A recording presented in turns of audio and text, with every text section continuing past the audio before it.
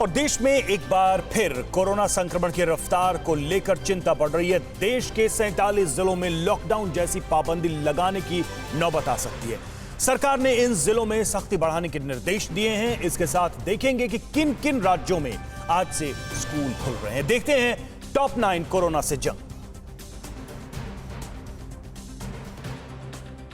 देश में एक बार फिर रोजाना आने वाले नए केसों की संख्या बढ़ने लगी है। 24 घंटे में 40,627 नए केस सामने आए हैं, जबकि 424 लोगों की मौत हो गई। कल 36,000 से ज्यादा लोग रिकवर होकर घर लौटे हैं। संक्रमण बढ़ने की वजह से एक बार फिर एक्टिव केसों की संख्या बढ़ने लगी है। एक्टिव केस 4 लाख के पार पहुँच गए हैं।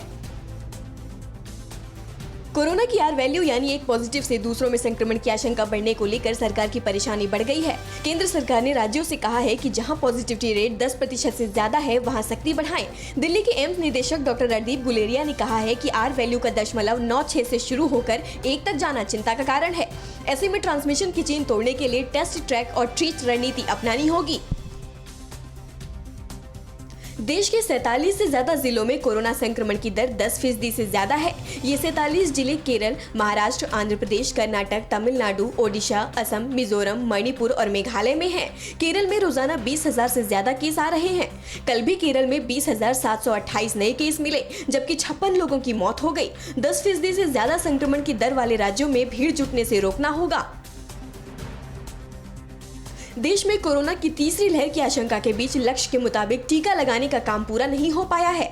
केंद्र सरकार ने सुप्रीम कोर्ट में वैक्सीन को लेकर जो हलफनामा दिया था, उस टारगेट से सरकार 2 करोड़ 82 लाख डोज पीछे रह गई है। जुलाई के अंत तक केंद्र सरकार ने 51 करोड़ 60 लाख वैक्सीन की डोज सप्लाई करने का टारगेट रखा था। हालांकि टारगेट का करीब 95% लक्ष्य हासिल कर लिया गया है।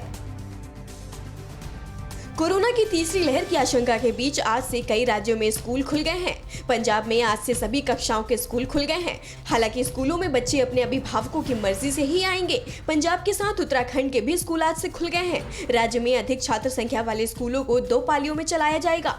उत्तराखंड में भी अभिभावकों की मर्जी से बच्चे स्कूल आ पाएंगे।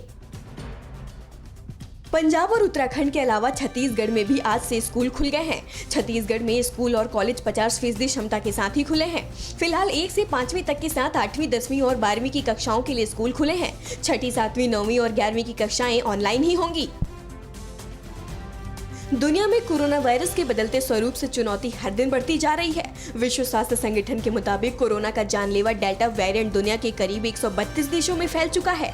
डेल्टा वेरिएंट के मामले तेजी से बढ़ने की वजह से 29 देशों में मरीजों के लिए ऑक्सीजन की भी किल्लत हो रही है। WHO के मुताबिक वहीं कई देशों में फ्रंटलाइन वर्कर्स के पास जरूरी इक्विपमेंट भी नहीं है।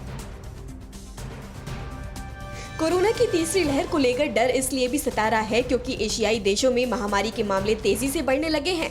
पाकिस्तान में पिछले 24 घंटे में 5,000 से ज्यादा केस दर्ज किए गए।